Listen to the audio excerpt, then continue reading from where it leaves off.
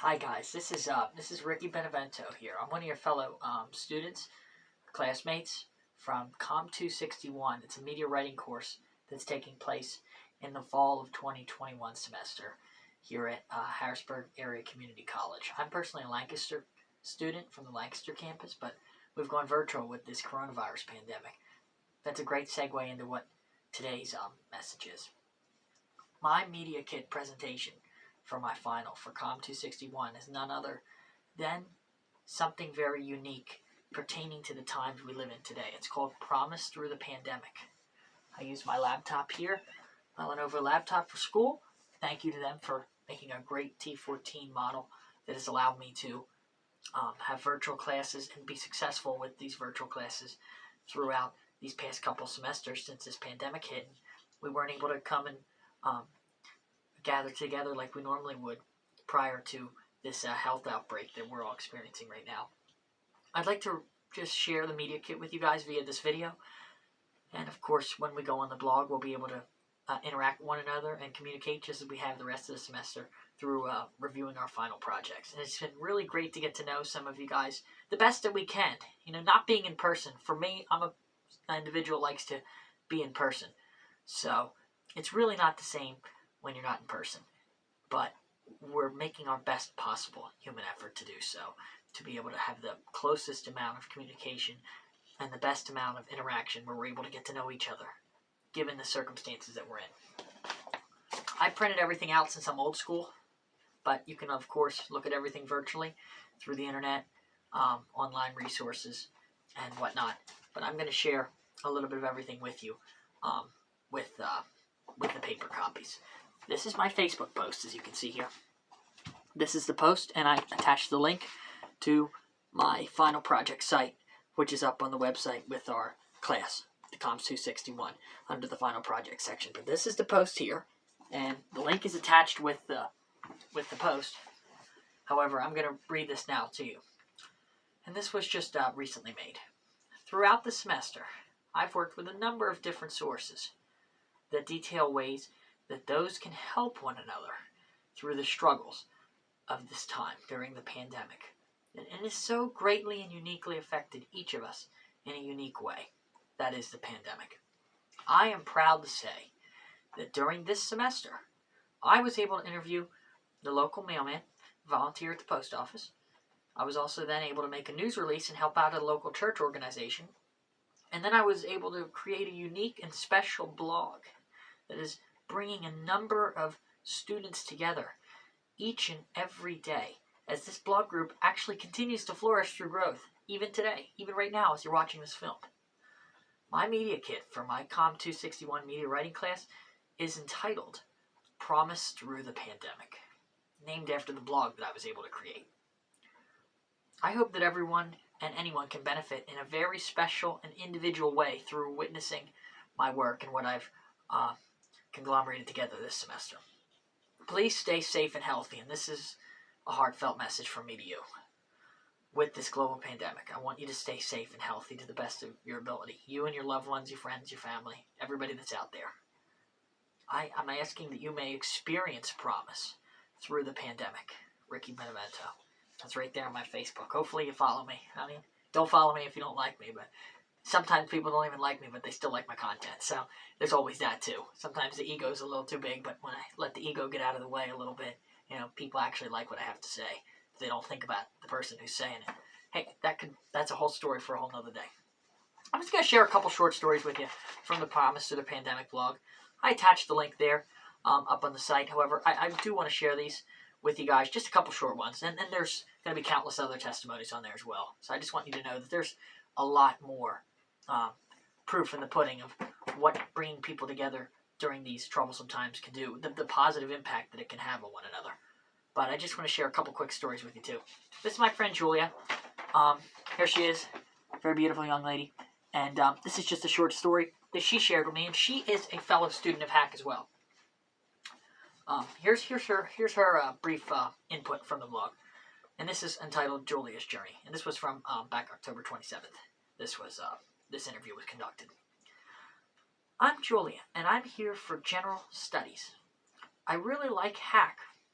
I've never taken an in-person class, but I've enjoyed all of my professors online, and they are very helpful. I couldn't do in person because of COVID, hence the promise through the pandemic. So I feel as if I may have missed out of a lot on campus activities and such. But don't be embarrassed to reach out to tutors. They are so helpful and nice. Very good piece of information there. Class can be very hard, but it's not impossible to succeed. I've only been at Hack during the pandemic as I graduated, that is high school, in 2020. Yes, many of the teachers were very understanding if a family member was sick or fell ill, or if there was like an emergency situation that had come up. I wish I could say more about the campus, but I've never been in person. So that's her story. And get in touch. There's ways for us to all stay connected through all this. Here's Nicholas, Nick, one of my other friends, and this is Nick discovering his niche. Another story from the blog site I just want to briefly share with you guys. This is Nick discovering his niche. This was from November 7th. This interview was conducted. This is an interview with a personal friend of mine named Nick, who is a communications major and now a graduate of HAC, who previously attended HAC through the Lancaster campus. My experience was better than I could have ever expected. I have had a lot of awesome professors and great classmates that were fun to be with every day. Personally, going online for my last semester and a half was really tough. I had a much harder time focusing and retaining the information. I think a lot of people have had that issue. Just remember why you wanted to go regardless of the pandemic. I thought about dropping out a couple times. How excited I was at the thought of accomplishing the graduation just kept me going. HAC was definitely not the same experience for me after the pandemic began with being online. Like I said, learning was so much harder than before. But in closing, I think I did the right thing going online. I think they did the right thing going online. For as long as they did, so more people could get vaccinated first, and then make it a safer place to return to later on. I haven't followed HAC too closely since graduating recently, but to be honest, I know they're back in person now, which makes me glad as we're filtering back in. And Nick can be discovered not only on social media, but is now also a writer with Sportskeeda. If we've ever heard of Sportskeeda, very good sports writing site that details all the different sports, and that's where he's at right now. And there are plenty of ways to get into contact with the young rising star, as I put his little closure in there for him. That's the blog. That's a fantastic opportunity. I don't want any of you guys to miss that. The link's there, and I'll share the link with all the other outputs here, for example, on YouTube and other places. I want to share briefly the advertisement for the church down here in Columbia that I was able to help. This is the upcoming clothing drive for Helping Hands across the street. This is a great little ministry out of the Columbia Presbyterian. Let me just share this with you briefly. There will be an upcoming clothing drive starting this week and continuing through the remainder of 2021. This is something I wrote, as I said, for the drive. The clothing drive will be hosted by Helping Hands across the street. The organization is committed to helping those in need in the downtown Columbia area and the surrounding community. The organization is being hosted by Columbia Presbyterian Church, and they're located on 360 Locust Street in Columbia, Pennsylvania. Donations are being received at any time at the side drawer drop-off bin, which is labeled and located at the 4th Street side church entrance. Donations may also be received in person from 11 a.m. to 1 p.m. on Mondays in the basement of the church, which is located directly beside the drop-off bin. When entering, please proceed down the stairwell with caution as the stairs are quite steep. I know that from personal experience. Please be kind and considerate of others when making donations or dropping off the items. Face masks are highly encouraged being worn, granted the pandemic, but not mandatory. We also ask that you please maintain at least a minimum of 6 feet of social distancing during your visit. We of Helping Hands across the street are glad to have the opportunity to serve the local community here in Columbia. We understand these are very difficult times for many, and we want to make sure that we have extended our best efforts to offer some helping hands to those in need. That was Liz, it's Clothing Collections Coordinator, co-lead. And if you have any questions or concerns, please feel free to contact, and then they have their telephone number and other information for contact. Please follow the response prompt and be guided to the right area. That announcement's up to date as of November of 2021. I realize we're into early December now, but that still stands. And stay posted for future announcements and updates, as you know. Hopefully you can, if you're in the Columbia area and you have some clothing or some lightly used different tapestries and whatnot, not just that. They don't encourage dishware because you don't want to throw dishware into like a big metal bin. It's like the community aid collection bins. If you guys are familiar with the local Water Street Rescue Mission that turned to different stores like local Wise Markets and whatnot, they turned them into thrift stores and to help those that are in need. So, and that's a Christian store. It's very similar to that. They have the drop-off bin and all that, but you can walk down the stairs and when they're there at the mentioned times there and get to interact with them in person and give the donations in person, which is what I personally like to do. This is related to the local post office volunteer. I got to interview the local mailman. I got to help out, see how the operations get the little inside scoop, kind of like you would like at a job interview sort of thing, where you walk in and you get to go around and see the way here they go. I went down and I had a couple days that I worked through getting all this. I just want to share this first part of the one discussion prompt, and this counts towards kind of like my media alert, so to speak. Do we have control over the message about our organization once we write and distribute it? Let's see what I have to say about this.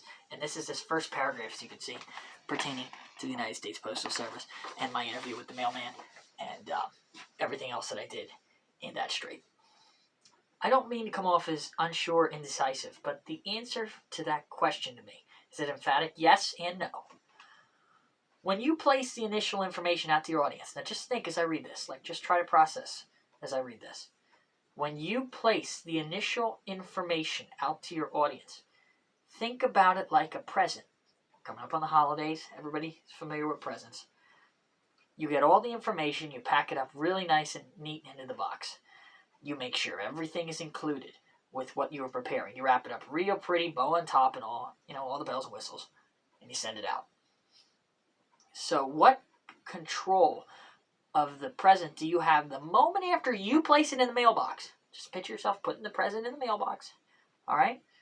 And the mailman's pulling up then with the truck. He's picking it up out of the box. He scans the package, the label, or whatnot, and then he drives away.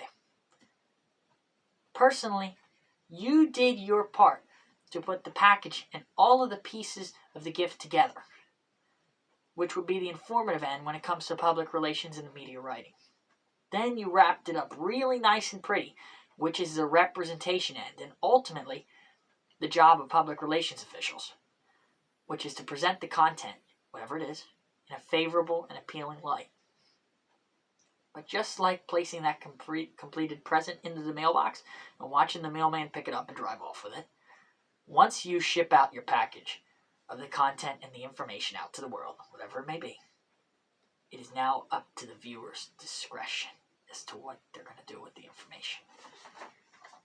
It's not your choice anymore. See, when you make that Facebook post or when you text that friend, once you press send and it's out there, that's information has left you and it's going to another vessel. All right, that ship has sailed. You're not going to get those words back. How many careers have we seen people isolated, careers destroyed over one bad text or one bad remark, and then yet again, one good quote, like Martin Luther King said, darkness, darkness can't drive out darkness, and hate can't drive out. Only love can do that. Along those lines, I probably didn't quote that the best I could have, but there have been so many quotes over the time. Be not the change. Be the change you wish to see in this world. That's along the lines of what Mahatma Gandhi said. There's just so many influential people. Look at the words in red, in the Bible. There's just so many different things where you can say something and the message leaves you as one vessel and sends out to another person, multiple other vessels. And it's just amazing how one message can completely change somebody's life. For the positive, for the negative. And that is a perfect opportunity for me to move into my final piece, which is a piece of poetry. And regarding the public relations, this is kind of like what I want to use to tie everything up. This is Your Life, a piece of work that I've personally written. And you see the photo in the back, the puzzle. And you'll understand why the puzzle is a great theme for this. Not necessarily an autism awareness thing, because that's what I've learned the puzzle comes to represent in time, although that's a great meaning behind it. And you'll discover through me reading my own piece of original work here, which is a freelance poetry. It kind of wraps this whole promise to the pandemic topic together. And I wrote this long before we had the coronavirus pandemic, so I just want you to have that as a reference. Let me read you your life to finish off this media presentation. And your life is a blessing, an inspirational message from Ricky Benevento. I'll sit down for this one. This is going to be good. Many of us heard that life is a journey, not a race or a destination. But do we actually understand what that statement even means? Well, let me put it this way. Sometimes life can be as pleasant as a box of chocolates, and other times life can be as scary as opening up a Pandora's box. I believe that we should live and learn from our own experiences, as well as from those around us. We should live and learn even if others that we know make mistakes and cause us misfortunes. We grow together best when we plant good seeds of faith, hope, and love. Everyone discovers in time that people with good and bad experiences live together, and that is perfectly all right. The thing that is important is how you handle these experiences and how you learn from them. The thing that is important is how you handle these experiences and how you learn from them. That is just an incredible line right there. Now, the realizations in your mind do not give you the right to just walk throughout the day, judging others that you see freely and without any reserve. No, instead, you should strive to be a fair and balanced force in your analysis and treatment of others. Instead of judging others, I advise you to try to the best of your ability to help others, as you should work towards leading them to the right decisions. At the very least, aim to help those around you to get to a point of doing the next best thing in life, to help move forward towards improvement and restoration. We should work out our problems together as we help one another with integrity and perseverance.